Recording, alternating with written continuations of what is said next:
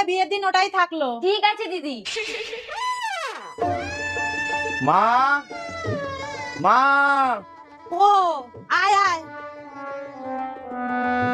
বৌমা, আজকে তুমি প্রথম রান্না করবা।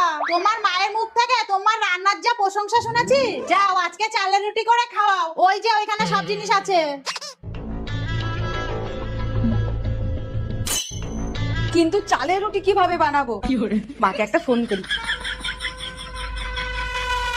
হ্যালো মা।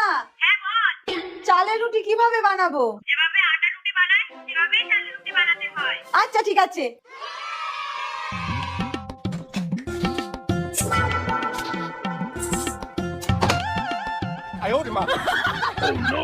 এ কি, এটা গোল গোল হচ্ছে না কেন?